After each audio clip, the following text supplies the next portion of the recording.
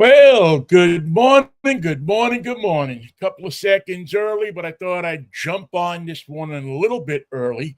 Usually we hit the air at 11 o'clock, but I thought this morning, what the heck, 10:59 would be a great time to join you and say hello. Welcome to another edition of Drive Time Radio. New York Vinnie hanging out with you on a Saturday morning as usual. We get a chance to hang out with you and talk about cars and what I'm driving this week and what you should be driving and what you should be thinking about. We got some news items for you. We've got, what else do we have here? We got news items. We got a couple of car reviews for you. Last week we had some technical difficulties, so we're going to make up for that this week. Try to squeeze as much into the hour as we can. Hope you're having a good week, a safe week. We see sunshine here in Seattle, which is always a good thing for us. I love to see the sunshine. It's driving weather. It's good driving weather. You know, you can drive with the windows open, a little bit of heat on, crank the heated seats up, and you feel good. It's springtime. Springtime has sprung. I'm sure if you go to the usual places like Cars and Coffee and Shoreline, or all the different places where people hang out with cars in the springtime, everybody's getting their cars out of storage and out of the garage and taking the covers off and shining them up and getting them ready to look good and get out there in the motoring world. So if you're just coming up from hibernating, welcome back to the real world. Welcome back to the car world, the world of automotive. All right, coming up in this show, we're going to spend a few minutes with my good friend Honey Mae Kenworthy from the Costco Auto Program. They are going to end their electric car section portion of their program so that if you want to buy an electric car, you'll know more about it. They're going to educate you. They've got experts. They've got people that deal with these electric cars all the time. And they will get you, as they often say, the best price on an electric car with a no-hassle buy, which is what you want. They educate you about the car, then you don't have a hassle in buying it. That's what Honey Mae is going to talk about when she joins us in just a couple of minutes. Also, we're going to take a look at the Subaru WRX-TS, a car that I loved driving. Oh, did I love driving this car. Why? Because it wasn't quite the monster the Subie with the wing is. It was a nice kind of subtle treatment on the WRX. Not the GT, not the loud. It was a nice treatment on the WRX, which is Subaru's sedan coupe kind of little performance car, but yet it had a lot of kick to it. It had some great handling. I mean, if you were thinking of a little car to take up through the curves and own something that would give you more pleasure handling than you may think you would get out of a Subaru, but maybe you say to yourself, I don't need a loud car. I don't need a car that's going to beat everybody at the track. I just need a car that's going to give me some driving enjoyment. This might be the car for you. And we're hoping that we're going to get a chance to look at the car that I'm driving this week, the Vinnie car of the week, the Genesis GV80 Coupe with the twin turbo. Oh, I'm a Genesis fan. When I have John Vincent on the show, we talk profusely about Genesis and how much we love those cars. And Genesis just gave us more to love. All right, so we'll get that for you. All right, but let's talk about some of the top 5 things that you need to know this morning. And we started off with a sad note, and that's the passing of, well, I guess the last of the legends. When you go back, and if you're a hot rod fan and you go back to the 60s, or you have looked at that period in automotive history, and you see guys that were post-war and I'm talking about World War II, post-World War II guys that moved out to California or were in California already and were there at the beginning in the late 50s when hot rodding caught on in California when the NHRA was formed and the California Timing Association, all of the different. There were people who started customizing cars. And they built these customs basically for people who wanted a car that looked a little different than everything you could buy in a showroom. George Barris, Ed Big Daddy Roth, Gene Winfield were three of the big names that everybody knew. If you bought car magazines in the 60s, knew all of those guys. You saw them all the time. You saw their creations. Probably, if you were like me, you built models of the cars they created. George Barris and Gene Winfield with the Batmobile, the Monkey Mobile. You go back more to, some of the cars that were formed out of Mercury coupes. It was one of the favorite cars to customize. Chopped and channeled. Well, one of those guys passed away this past weekend. He was 97 years old, Gene Winfield. He was out of Modesto, California, so he was right there in the heart of the hot rod movement, the hot rod and custom car sensation that hit this country in the late 50s and the 60s. And he built some incredible cars. I mean, again, you go back and you go and look Gene Winfield up on the internet and look at some of the vehicles that he built, that he customized. And the great thing about Winfield is, Winfield made some cars for television. Barris, Ed Big Daddy Roth, they made cars for television as well. The Monkey Mobile, the Man from U.N.C.L.E. car. How many people remember that? Winfield also made the Enterprise car from the start, and it was not a car but a traveler that was featured in the Star Trek, the original TV series. So there was a ton of these cars that were getting built, and Winfield did a few customs, and he took one of his customs and drove it up or down to Hollywood from Modesto, and just went to the different studios and said, "Hey, you want to use this car in this movie or this?" And he met up with somebody, and they gave him some more names, and all of a sudden, Winfield was supplying cars to these different TV shows. He had a car that was in Bewitched. He had, most of these shows in the 60s, if you've seen a custom car, it was either by Winfield or George Barris. The Green Hornet, Imperial of 1966, I think it was. But all of these cars were done by mostly Barris and Winfield.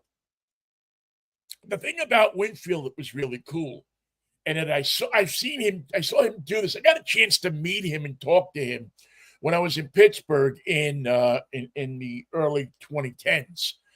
He came to the radio station. He was there for the Pittsburgh Auto Show.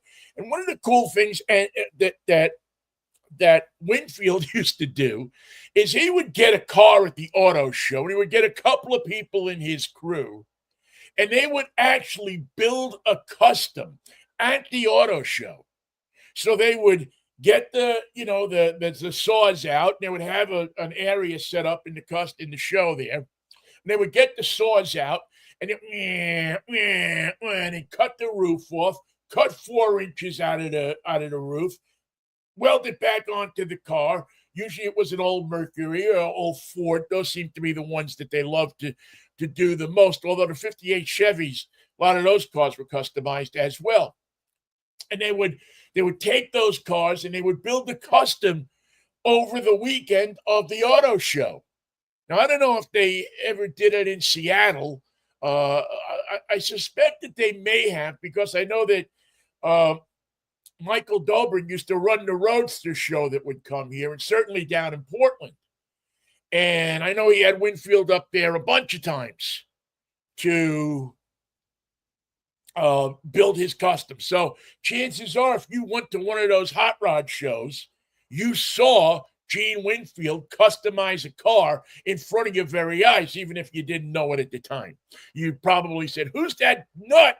And why is he creating all those sparks over in that corner? But it was something to see. Anyway, Winfield passed away this past week. Well, actually, it was, I think, earlier in the month at 97 years old. So rest in peace, Gene. You left a great legacy of cars, and I encourage you to go on to the different custom car websites and take a look at the work of Gene Winfield. Matter of fact, take a look at Gene Winfield, take a look at George Barris, take a look at Ed Big Daddy Roth. Those are the big three that come to mind right away. I think Dean Jeffries was another guy that was in that class of custom car makers that just blew you away. That you looked at those cars and you said, man, would I just like to pull into the drive-in.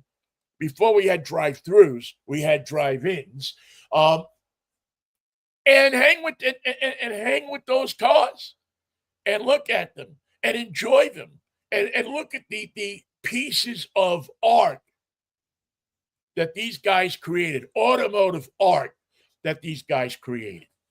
Well, rest in peace, Gene Winfield. All right. The continued assault on Tesla dealerships. Look, I'm no fan of Elon Musk. We call him Leon, Michael and I, on the week show, the weekly show, the Mikey and Vinnie Take on the World at 10:10 Monday, Wednesday, and Friday morning. I'm not a fan of Elon Musk, and I'm certainly not a fan of what he's doing, because I believe that how he's doing it is wrong. I do believe that there's waste in the government, and I don't want to get all into the government, but I believe that the way Musk is doing it, it's wrong.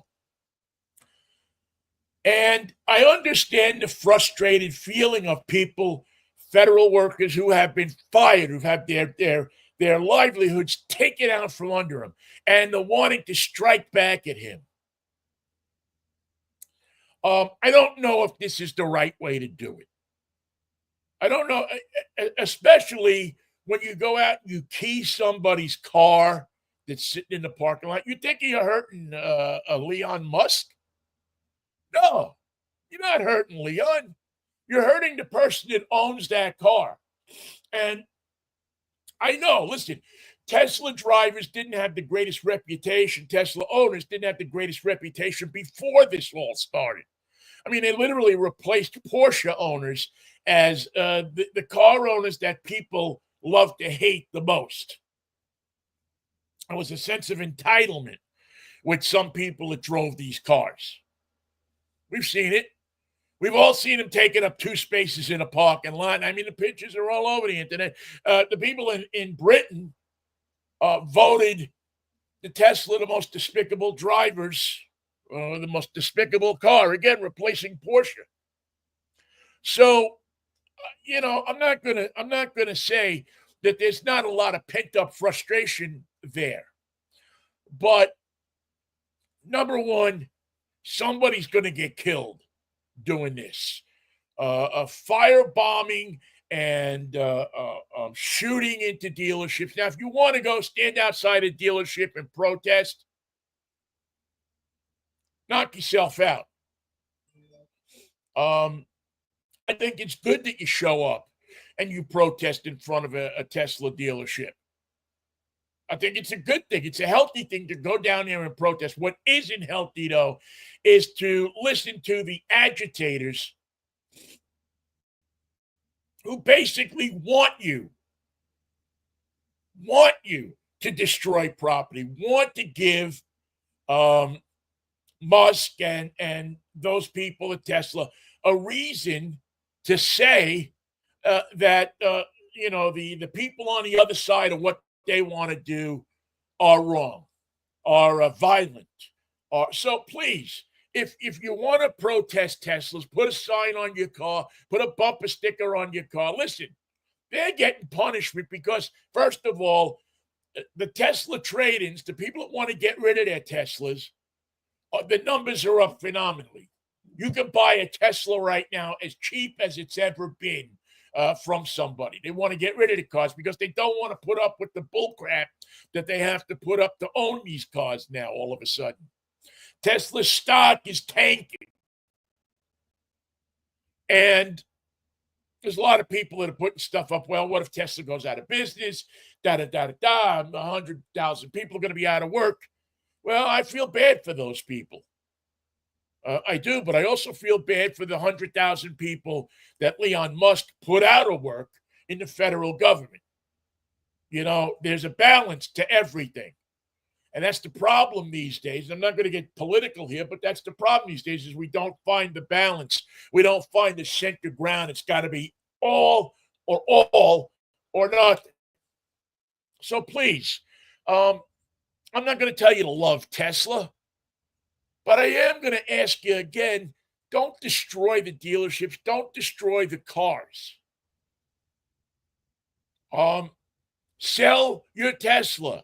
Don't buy a Tesla, and make sure you send Leon a message that you didn't buy a Tesla, that you bought a Rivian, or you bought a Chevy Silverado, electric Silverado, or a Hummer, or whatever. You want to buy an electric car, there are plenty of them out there. They are just as good as a Tesla. And now with the supercharging, where you can go and get the adapter and plug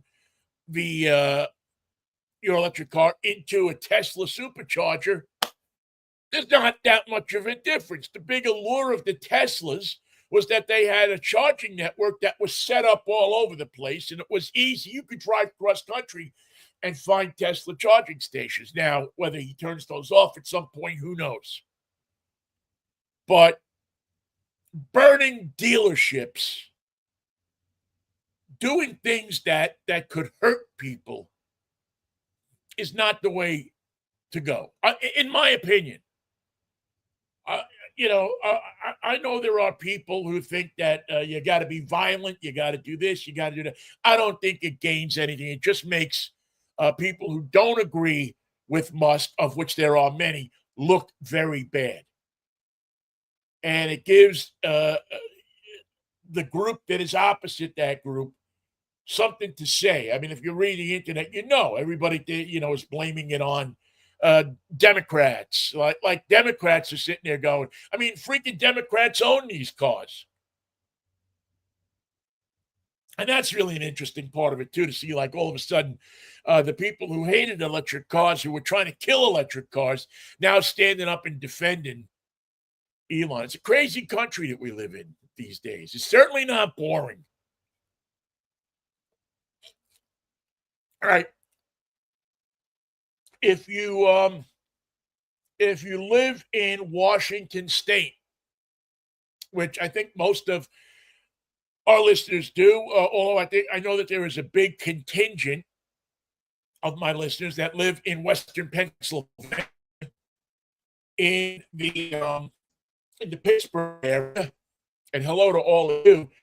Something in Washington State that's happening is something you ought to know about. And I really meant to talk about this last week, but didn't get a chance. So we will talk about it this week. If you are a speeder, if you are somebody who drives above the speed limit, Washington State is approving legislation that's going to do its best to stop you. There are so many accidents out there that are caused by speeding that the legislature has finally gotten off of their asses and approved a bill that is going to address excessive speeding. 84-12 on Tuesday, March 11, House Bill 1596 passed. It's been changed since it was first introduced, but it still means that you are and could be guilty of a felony if you speed over a certain amount. Now, the bill originally defined excessive speeding as driving 20 miles per hour or more over the speed limit, regardless of the posted limit. But they changed that to say that there is a two-tiered system. For roads with a posted speed limit of 40 miles per hour or less, excessive speeding is now defined as going 10 or more over the limit. We've always thought that there was that 10-mile-an-hour cushion or gate that they would give you.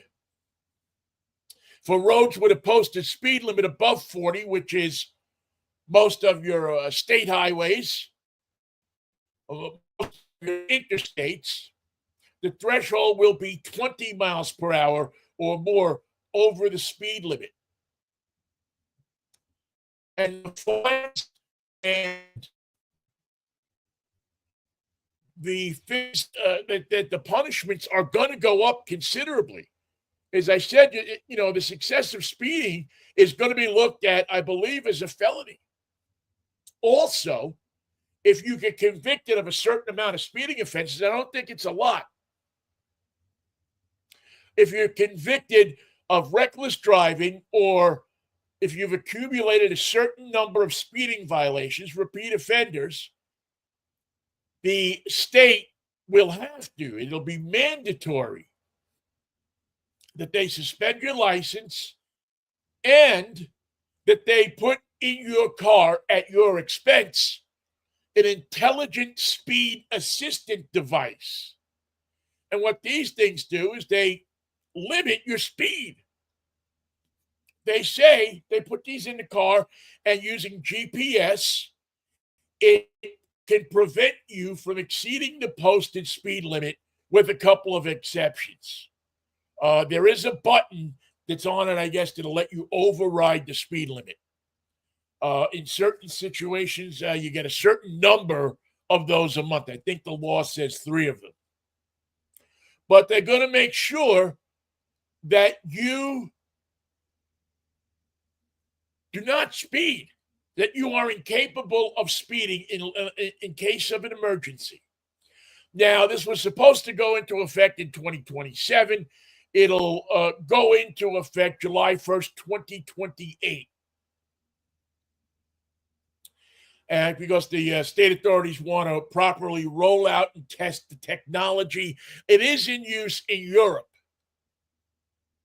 in different ways. And we've talked about this on the show before, that, federal law was looking to come up with a device that would alert you to when you were going over the speed limit, whether that be a shaking, a haptic type of thing in your steering wheel, or lights flashing, or whatever it was.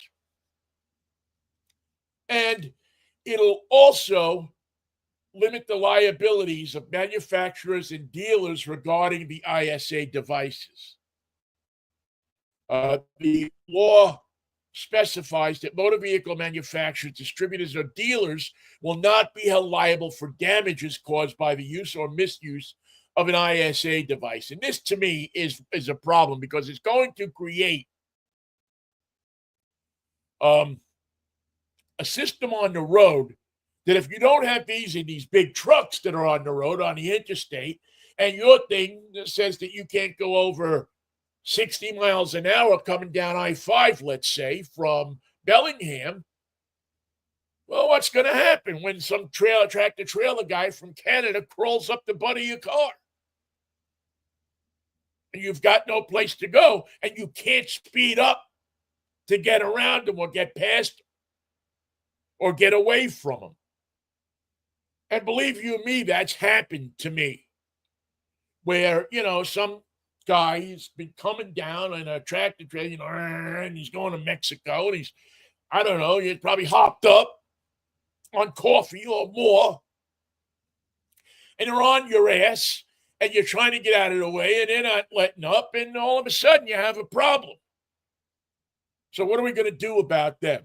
Now, this has been primarily caused because there is an alarming rise in fatal accidents that are linked to excessive speeding. 2023, 30% of all traffic deaths in Washington were caused by speeders. Speeding violations, over 200% of them between 2019 and 2024, people were exceeding the speed limit by 50 miles an hour. And this is on city streets, not just highways. I mean, we all remember that accident. Where was it? Over on the east side. What was it, about 2 years ago? Where this guy was coming down the street 130 miles an hour and he hit that car and killed a bunch of kids and the mother. And automobile manufacturers are making vehicles that go faster. I mean, you get into some of these electric vehicles, and that is crazy how fast they go. It's nuts how quick off the takeoff they go. So I'm not totally against the bill.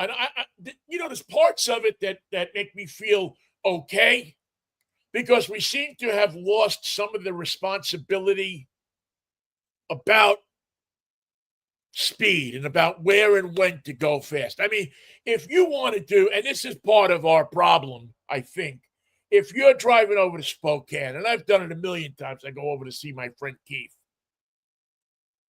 And a million times, you're going along and you're cruising, there's nobody on the road, and you're doing 80 miles an hour, and there's nobody there. So that the road gives you the opportunity to go 80 miles an hour.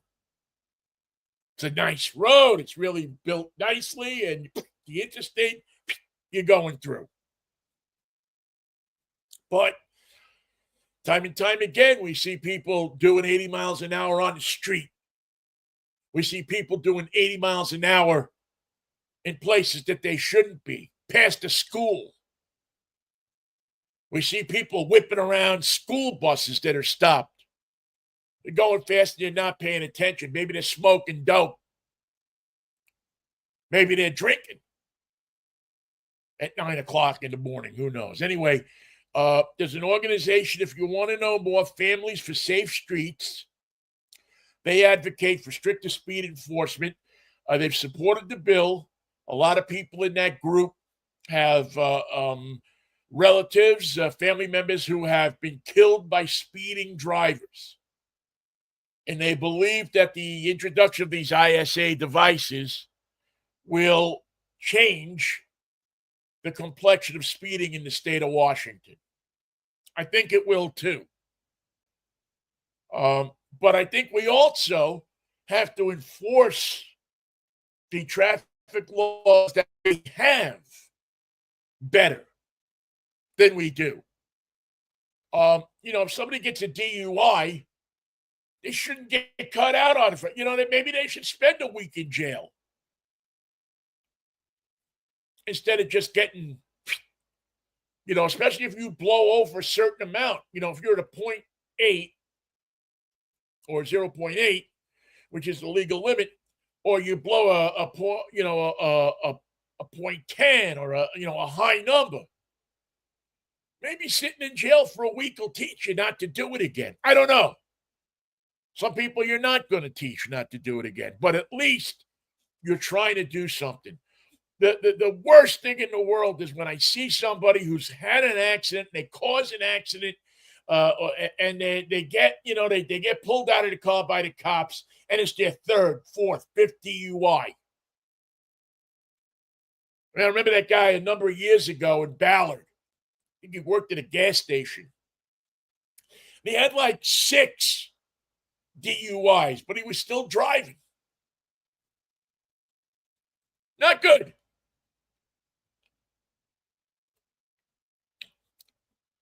And my family's out on the street. Your family's out on the street. We need to do something about it. So that bill will go to the Senate for further consideration. If you believe that that is a bill that should be passed, if you believe that you want to see that kind of regulation, you may want to call up one of your state senators and let them know that you know about this bill and you want it passed. And I know that this is not going to be popular with my friends, that um, own hot rods or own different types of vehicles that can go fast, custom vehicles. But I think we've come to a point with cars right now that a lot of people just don't listen or don't care or don't consider the other people out on the road. Now, most of the people I know that have fast cars like that will not speed down the street where there's a school or at 70 or 80 miles an hour. They're conscious about how they use the speed that they have acquired in good places. Again, the guy that's going 80 miles an hour on I-90, going over to Spokane or going out to Montana or something like that, that's a different thing. But when you're trying to do 80 miles an hour, going through downtown Seattle or downtown Bellingham or Tacoma, wherever, you're potentially creating a situation where you could kill me, my kid, my sister, your brother, your kid.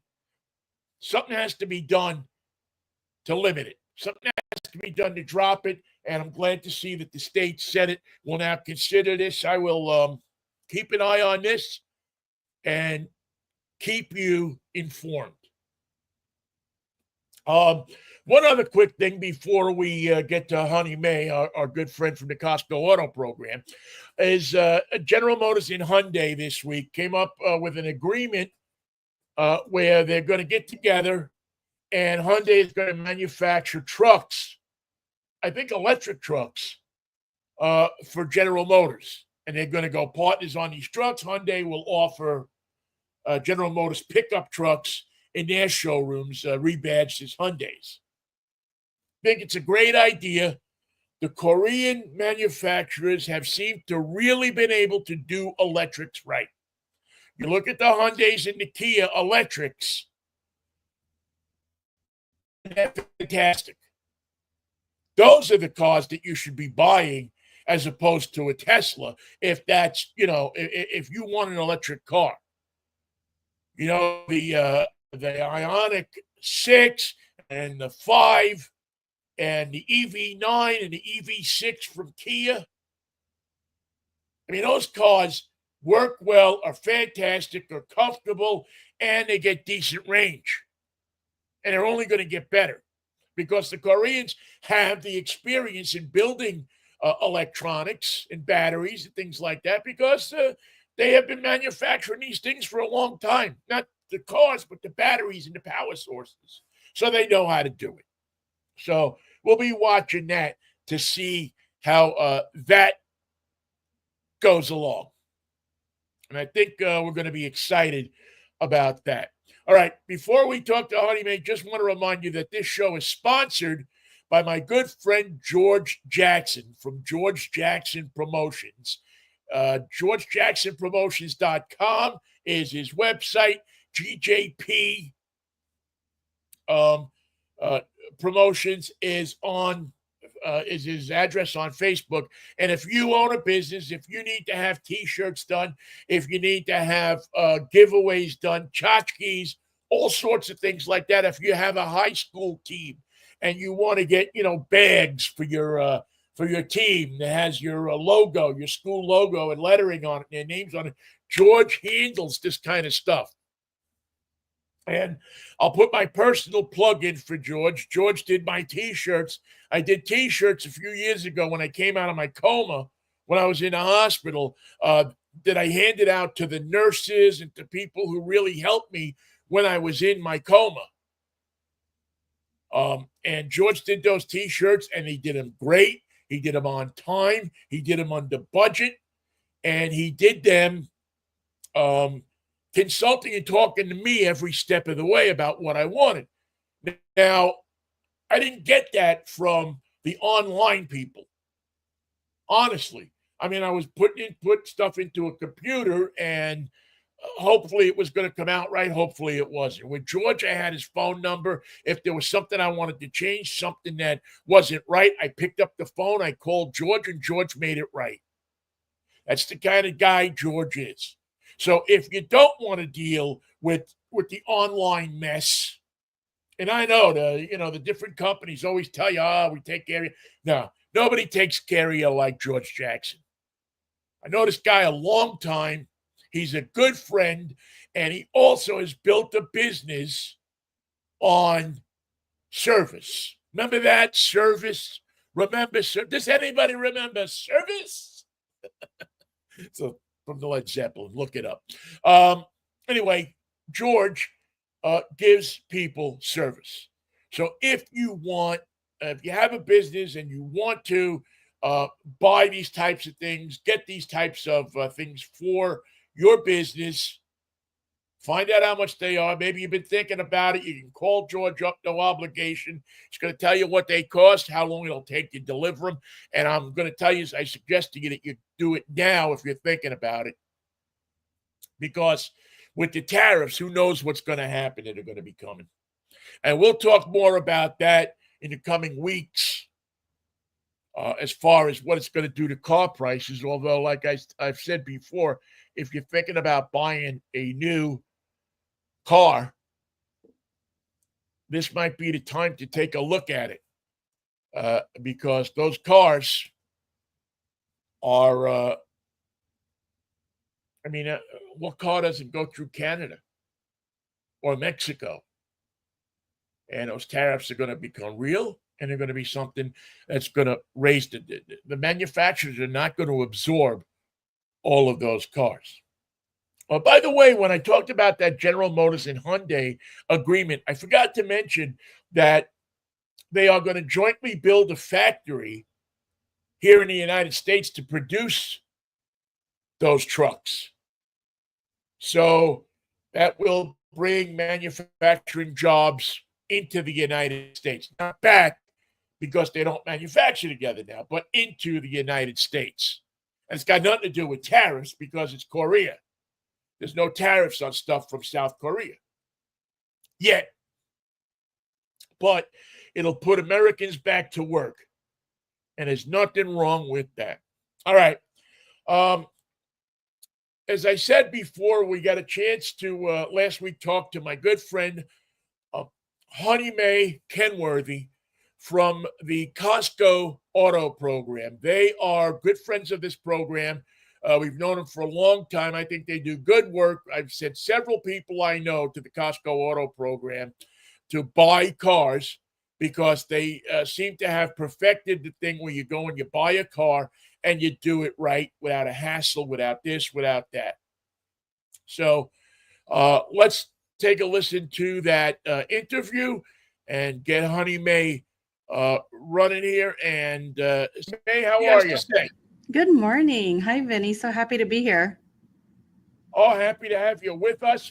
And I noticed as I was perusing through the Costco Auto Program website the other day that there's a brand new thing at the top of the page, and it says EV Marketplace.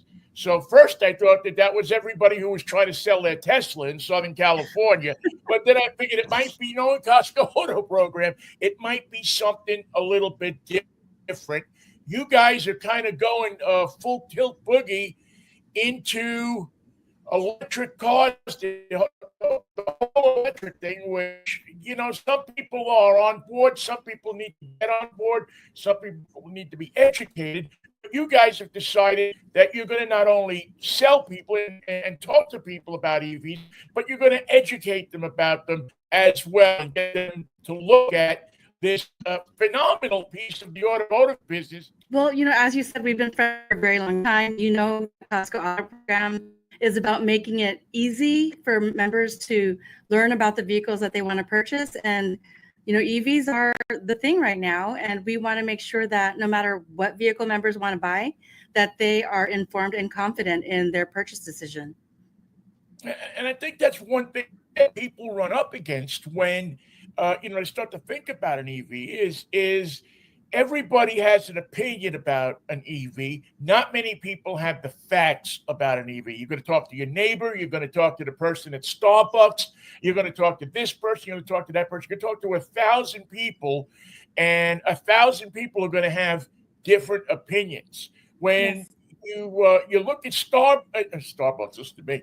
When you look at Costco, I think, and you tell me if I'm wrong or not, that there's more of a chance that you're going to get a solid expert opinion.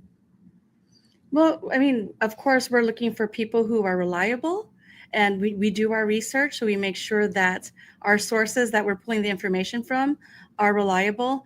And we've developed some really great relationships with some OEMs and some EV experts. And I'm doing some of those interviews with some of the EV experts, and that's what they're going to find on our website is, articles that answers their questions about EVs, about charging, about their technology, and then some expert information. And, the one thing I'm finding with EVs, and I've driven almost everything out there and tested it, is that the experience you may have had with an EV a year ago may be a very different experience than what you would have today because so many charging stations have come online.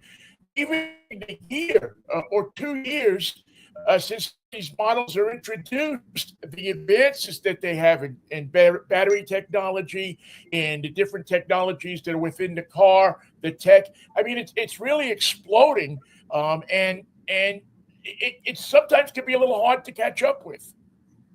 Yeah, I mean, EVs are a technological advancement, right? And I've spoken to a couple of EV experts who have basically said that there are more charging stations out there. But at the same time, I've also learned that the majority of the people that have been surveyed who own EVs do their charging at home. So Yeah. it becomes second nature to people who are EV buyers. Yeah, they're saying that the best way to own an EV, if you want to get the maximum experience out of the EV, is to have a situation where you can have a charging station at home where you can pull in at night and you can charge that thing up so that you are ready to go with the maximum range in the morning when you're leaving your house or whatever time you leave your house. That is something that really becomes in many people's ideas, the difference between buying one and not buying one. It's not that you drive one and you find something. You say, "Oh my God, the riding this thing is horrible." It really is a great riding car. It's more built around the fact that all of the ancillary stuff that goes along with it. You have to see if you can be able to do that kind of thing. Yes, yes. So yeah, I don't think well, we're making sure that information, if members are looking for it, they're able to find it online. Right. Is that something that if the average person who wants to buy a car goes to the EV marketplace, are you going to recommend a car for them? Are you going to say, well, this is what I think is the best car in your situation? Or is it pretty much you tell us what you want and we'll just go find it for you? Basically, most people who come to our website already know what vehicle they have in mind. But if they don't, we do have the ability to compare different vehicles, and then they make their choice based on their needs. Right. So you're a good resource center as well. If you're thinking about an EV and you want to know what the good stuff is, what the challenges are, what this is all about, this new car thing, this EV thing, you have enough information. I was going through the marketplace. I mean, you have enough information to be able to let somebody credibly make a decision on whether they want to buy that car and which of the cars out there will fit their particular needs. Yes, and in addition to that, we connect them with the dealers on our program who are able to give them their Costco member price on those vehicles.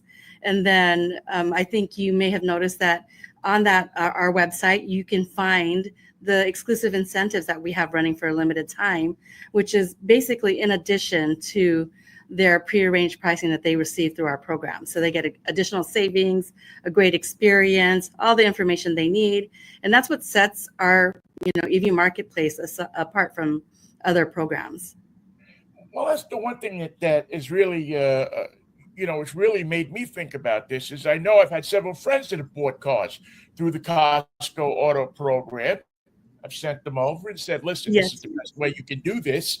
And they all talked about how easy it was to buy the car, how the people at the dealership, they had their own person at the dealership that they could get in contact with, that they could talk to, that they were able to have that one-on-one relationship, which said, I have somebody to talk to if something goes wrong. I have somebody that knows the price. I'm not going through 5 or 6 different people and going up to the sales and all of this. You specifically at Costco Auto Program, you kind of make sure that there is somebody at that dealership that takes care of you, Mr. or Mrs. or Ms. Costco member. Yes. Yes, we make sure that we only allow people who are trained and certified in our program, and we go through and recertify them, retrain them every year to make sure that they're offering the Costco members that great experience and that great value.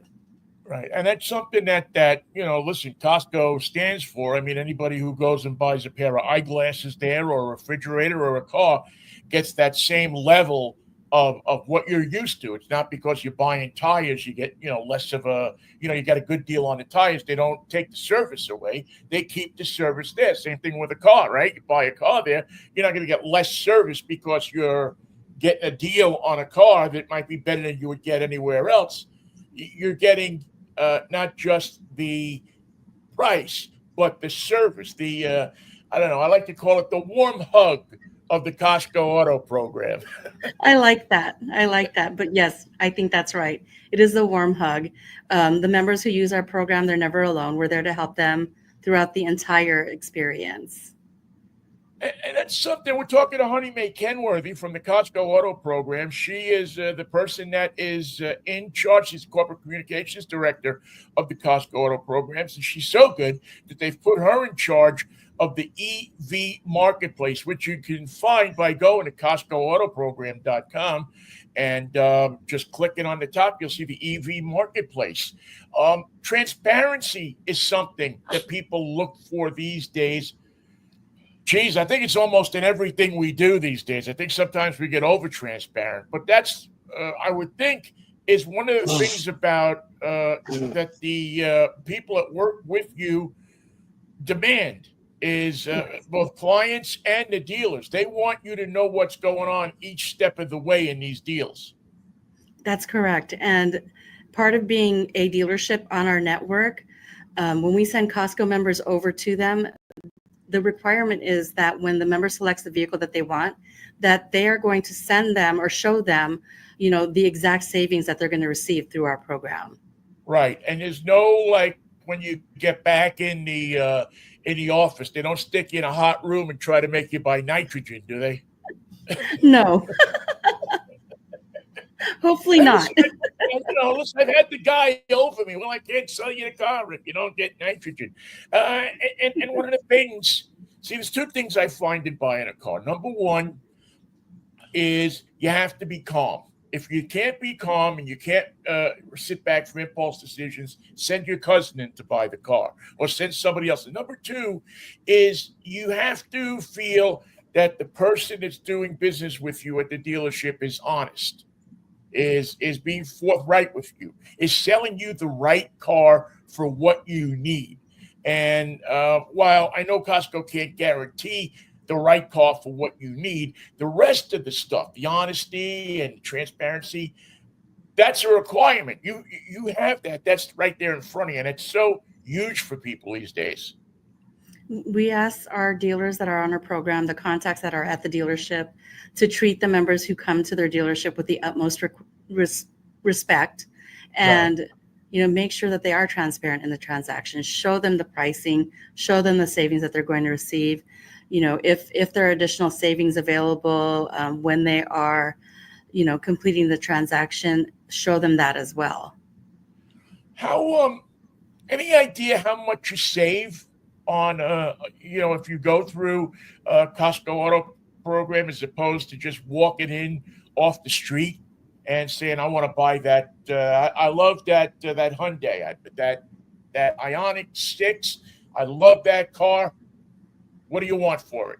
If you go through Costco, I would think that you get a better price, right? So I can't give you an exact number, but I can tell you that, we work with the dealers in their local market. We research what are within that market, and we share that with them. And their pricing needs to be competitive. It should beat the local pricing. Right, right. And these are dealers. You don't have to. I'm thinking now. You tell me. If I'm living in California, I don't have to fly to Tennessee to pick up my car, do I? No, we wouldn't expect that. Sorry to laugh Well, so that's hard. the thing. I can't tell you how many people I know that they say, "Well, uh, I bought a car and I have to go, somewhere in the middle, the Midwest to pick it up because that was the dealer with electric car." Yeah, a little because they're tougher to sell in the Midwest. So, people will go there to get a better price. It's amazing how many people I know that have done something like that. I've heard that.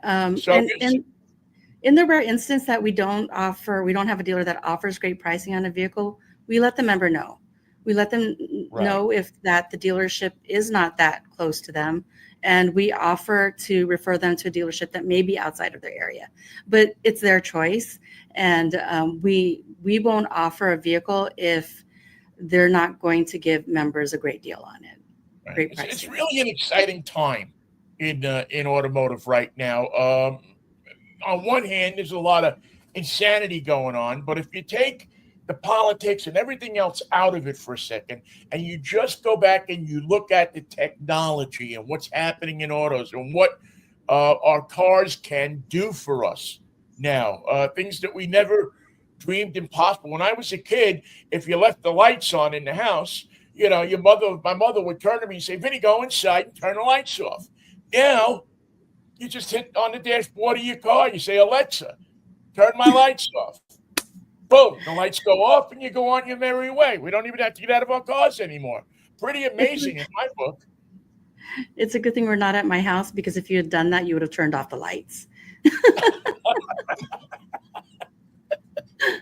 It is pretty wild, when you think about some of the things you can do, and these companies are always coming up with more and more stuff that their cars are able to do technology wise. And while older people maybe don't always go for all of this technology, if you're a first or a second time car buyer and you're new at doing this kind of information to see what a car can do for you technically is beyond helpful because you really get a chance to key in, I think, on what your needs are and what that car can do for you besides just take you somewhere.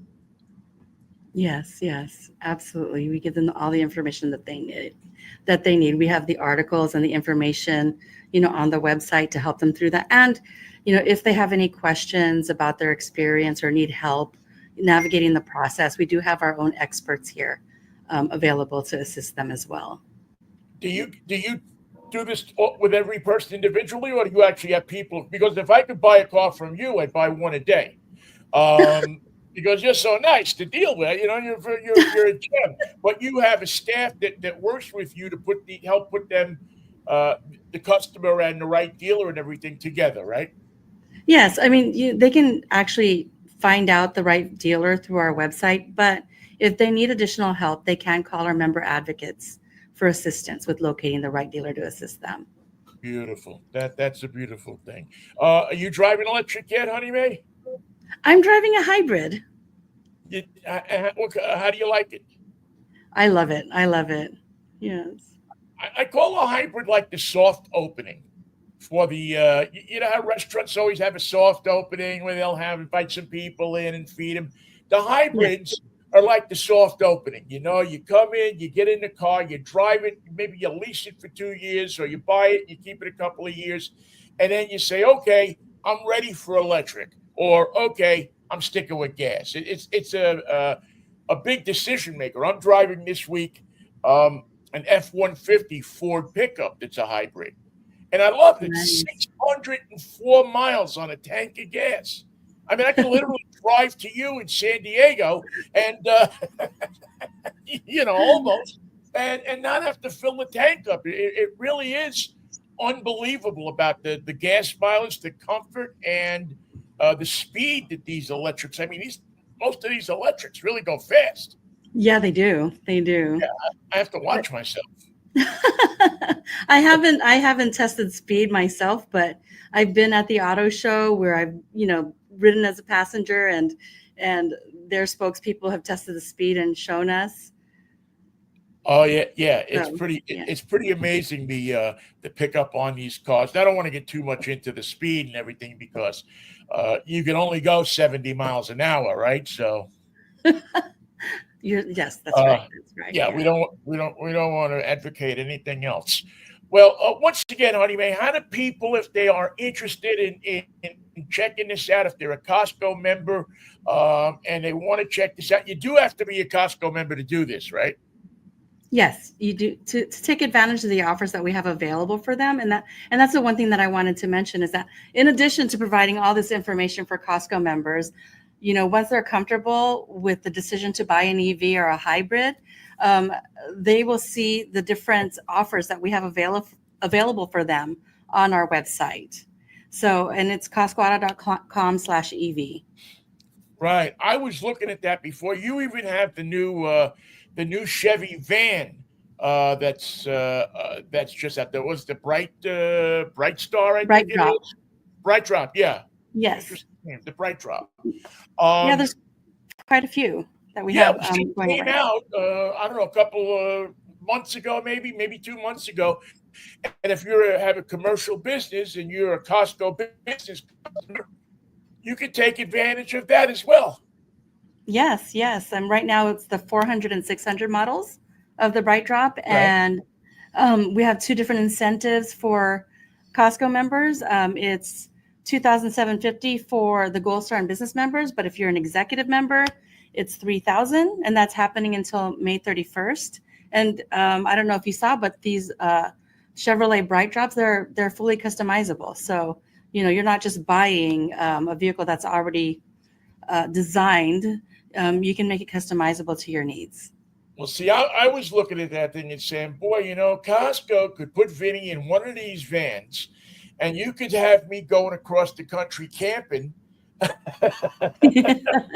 along Route 66 or wherever there's a Costco. I mean, it just looked like I'm a van person. Had a van when I was a kid, and they just look like they're so much fun.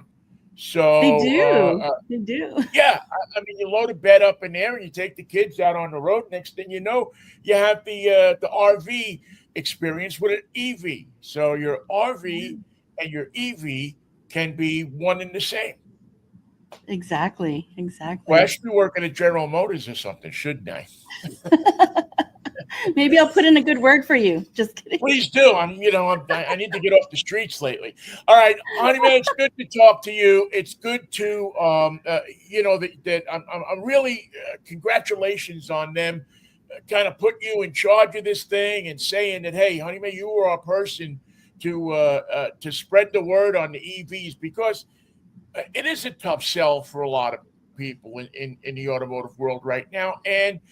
But if you have somebody that's smart and intelligent and can relate to people and talk to people on a basis as you do with people, I think you can not just win people over to the EV side, but also make them feel and show them where the value is in this product. So you're not only getting it cheaper than you might get it just walking in off the street, but you're getting the value of being educated. And as we all know, there's no better thing that you can do in the world than be educated, right? I mean, it's people die for education, and Yes. Yes.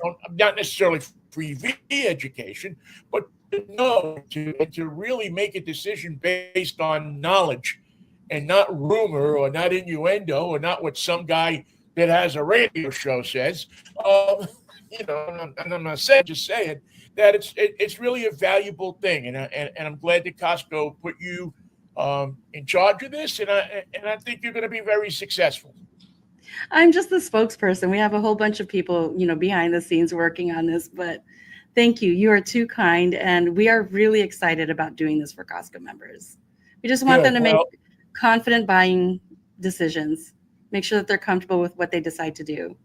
Well, that's what Costco is about, right? I mean, you go in there and you make a decision based on, hey, they have this and they like it. They mark, it's something that I can't get or I have trouble getting anywhere else. And here it is, less than I get it somewhere else. So, all right, honey, it's good to catch up with you. I will talk to you soon, and good luck. And once again, Costco. Autoprogram.com, and then you go just look at the top of the page and you will see EV Marketplace. All right, this is Drive Time Radio. I'm New York Vinnie. Stick around. We have our Yo Vinnie, what are you driving this week? Coming up next, right here on Drive Time Radio. Here you go. There's Honey Mae Kenworthy from the Costco Auto Program, and she, again, if you're thinking about an electric vehicle, use their research tools, use their stuff to find out. An educated consumer is the best kind of customer, I think. All right, let's quickly jump into to look at this Subaru. Vinnie, what are you driving this week? Well, I've been driving this. We actually should have had this last week for you, but this is the Subaru, and I really am going to tell you that this is a great little Subaru, the WRX-TS. And this is, without a doubt, one of the coolest cars I've driven all year. This is a variant of the WRX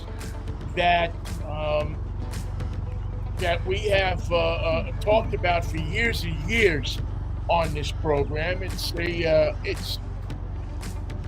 some people say better than the standard WRX, and what it does is it gives you the added power that you get in a WRX, the added things like the air reduction and the better suspension, and we'll get the suspension in a second. But also, this car gives you, I think, one of the best handling small cars I've driven. I mean, between the brakes and the specially designed suspension in this vehicle and all of the other things, you can adjust the suspension to go several different ways. You'll see it in a second on the dashboard. There is a whole ability in this car to adjust this suspension for the type of road that you're on. They put the Jugunda brakes in this thing as well. So not only does it go quick, not only does it stop on a dime, but it also takes the curves and is adjustable to the type of road that you are driving on. Plus, it's a very stylish and very cool car. I mean, you got the Recaro seats, which are heated, special identifications, and as you saw back there, it has a clutch pedal, it has a stick shift. And, for me, that's cool, okay?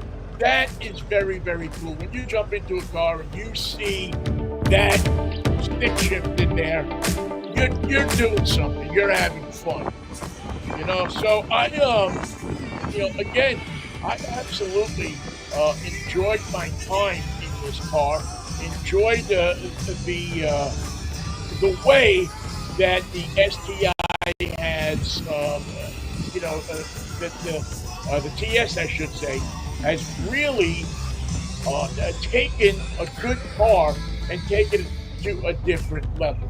I mean, you get great tires on this thing, you 6-piston calipers in the front, 2 pistons in the back, and you get all those drive profiles. A comfort, normal, sport. You can adjust the powertrain for normal sport. The adaptive dampers that come with the GT are on the TS. So you really get a driving machine here that is going to, I think, satisfy you in so many different ways and at a really decent price. Again, this thing stops, it goes, it has horsepower, it's a Subaru, that's what makes it a little bit annoying, but it just comes in, again, with, in a place where it's not that the monster street rod that a lot of people are looking for, and it's not the standard van. It's in the middle. So if you're looking for that type of middle machine, this car does it quite well. You get 271 horsepower, 5,600 RPM. 415 pound when it comes up early on you. I took it to Shoreline Cars and Coffee, one of my favorite places to go. And the vehicle really wowed a lot of people. A lot of people came over and looked at it. And again, with the 6-speed manual, it gives you a driving experience that is above and beyond what you usually would expect out of this type of car. So if you want more information, check this car out with the magazines and the really hardcore Subaru experts who believe that this is a special kind of vehicle, because I think it is too. You're about 21 miles per gallon, around 75 miles an hour, they say. I was looking at the car. They get about 27 in that kind of city highway combined driving. Matter of fact, those numbers are 22, 19, and 26. And you are in this thing for, let me just quickly look here. I lost my place. About $47,000. And again, I love that this falls right in the middle of the GT, right in the middle of the standard WRX. It gives maybe even an older guy like me that doesn't want to be a hot rodder, but wants to find that sweet spot between a quick car that handles well, gives you power when you want it, and still feel the joy, the unmitigated joy of driving a 6-speed stick shift. Nothing like it. Nothing like it in the world, driving a stick shift, except when you're in traffic. Then it can be a pain in the butt. But for the most part, you're doing okay. So that is our talk about the Subaru and also our show for the week. We crammed a lot in. We didn't get the Genesis. My Vinnie car of the week is actually the Genesis GV80. We'll talk more about that next week. We went a little long with Honey May. But you want to talk about taking that power and putting it into a luxury vehicle. The Genesis GV80 just blew my mind. That car is everything you want in a bag of shells, too, as people say. It was a car that gave you luxury, beautiful interior, great response, unbelievable handling, and was an absolute joy to drive. Not, again, in a different way than WRXTS. The WRXTS was gave your butt a good feeling about driving it. It put you in a seat that made you feel like you were leaning forward. You were up on it when you were dressed, like riding a horse. The luxury of the Genesis is a whole different experience. And we'll talk more about that experience next week. All right. That's going to do it. We will join you again next Saturday morning at 11 o'clock for another edition of Drive Time Radio. Don't forget that this show is sponsored by George Jackson Promotions. If you're looking for promotional items for your business, get a hold of my friend George Jackson. You find him on Facebook. You find him at GJP.com, GJG Promotions, GJPpromotions.com. And George, hey, you know what? They used to say, let George do it. Well, if you're looking for that kind of stuff for your business or for your club or for your sports team, let George do it. Thanks so much. We'll see you on Monday with Michael, if the Lord's willing and the creek don't rise. Until then, have a safe weekend. Be nice to each other. Be kind. Try kindness when all else fails. All right. Have a good one, folks. Thanks a lot for listening. Always appreciate it. Bye-bye.